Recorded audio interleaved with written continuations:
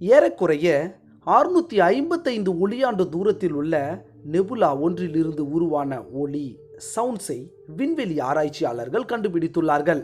வாங்க அந்த அதிபயங்கரமான சவுண்ட்ஸை கேட்கலாம். அதுக்கு முன்னாடி சோசியல் சர்வீஸ் செய்ய நினைக்கிறவங்க இந்த வீடியோவோட டிஸ்கிரிப்ஷனில் இருக்க www.karangal.in என்ற இணையதளத்தை கிளிக் பண்ணி ஃப்ரீயாக ரிஜிஸ்டர் பண்ணிக்கோங்க. நீங்கள் இருக்கிற இடத்துக்கு பக்கமாக ஏதாவது சோசியல் ஆக்டிவிட்டீஸ் நடந்துச்சுன்னா உங்களுக்கு உடனே இன்ஃபர்மேஷன் வரும். நீங்கள் விருப்பப்பட்டால் நீங்கள் அவங்க கூட ஜாயின் பண்ணிக்கலாம். லயன்ஸ் கிளப் டீம் ஏதாவது மரம் நடுதல் அப்புறமா ஃபுட் டொனேஷன் பண்ணணும்னு பிளான் பண்ணி இருந்தாங்கன்னா நீங்கள் அவங்க கூட இணையலாம். அதுக்கான சிறந்த வெப்சைட் தான் www.karangal.in. உடனே ரிஜிஸ்டர் பண்ணிக்கோங்க. நன்றி.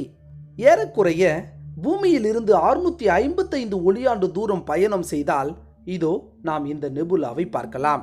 இந்த நெபுலா தான் ஹெலிக்ஸ் நெபுலா. இந்த நெபுலாவின் சைஸ் ஏறக்குறைய 3 ஒளியாண்டுகள் அகலம்.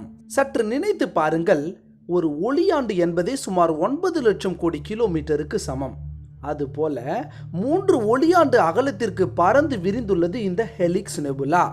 செகண்டிற்கு 3 லட்சம் கிலோமீட்டர் வேகத்தில் சென்றாலும் கூட குறைந்தது 3 வருடமாகும் அந்த நெபுலாவை முழுமையாக சுற்றி முடிக்க.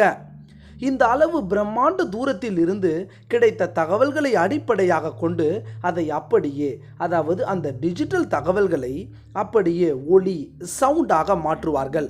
அப்படி கிடைத்த ஒரு அதிபயங்கரமான சவுண்டை தான் நாம் இப்போது கேட்கப் போகிறோம்.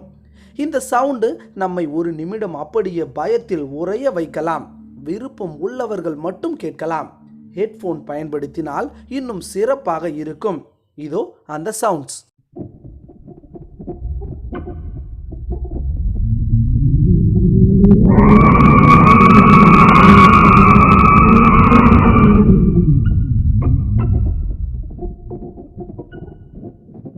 யார் யார் எல்லாம் பயந்துட்டீங்க?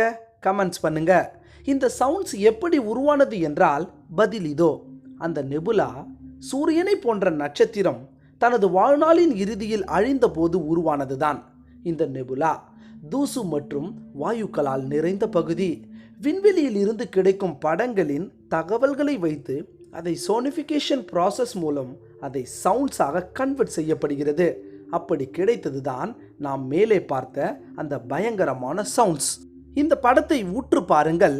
இந்த படத்தில் ரெட் லைட் இருக்கும் இடத்தில் லோயர் பிக்சர்ஸ் குறைவான ஒளியும், ப்ளூ லைட் இருக்கும் இடத்தில் அதி தீவிரமான ஹையர் பிக்சர்ஸ், அதாவது அதிக சவுண்ட்ஸ் உருவானதையும் நாம் கேட்டிருந்தோம். இது சோனிஃபிகேஷன் ப்ராசஸ் மூலமே சாத்தியமானது. விண்வெளியில் சவுண்ட் கேட்காது. அப்படிப்பட்ட நிலையில்தான் சோனிஃபிகேஷன் மெத்தட்ஸ் நமக்கு பயன்படுகின்றன. இது போன்றுதான் சோனிஃபிகேஷன் ப்ராசஸை பயன்படுத்தி eagle nebula or pillars of creation என்ற நெபுலாவின் படத்தின் பல தகவல்களை வைத்து சவுண்ட்ஸாக கன்வெர்ட் செய்யப்பட்டது. இதோ அந்த சவுண்டையும் கேளுங்கள்.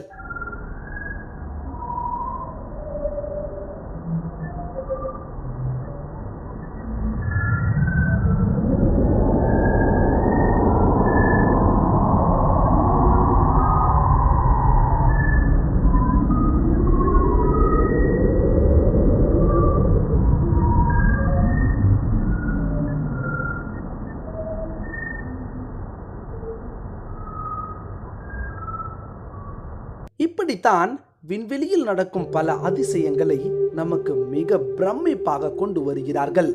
நன்றி. மீண்டும் இது போன்ற ஆச்சரியமான தகவல்களோடு உங்களை சந்திக்கிறேன். இது உங்கள் அன்பு நண்பன் மோகன்ராஜ்.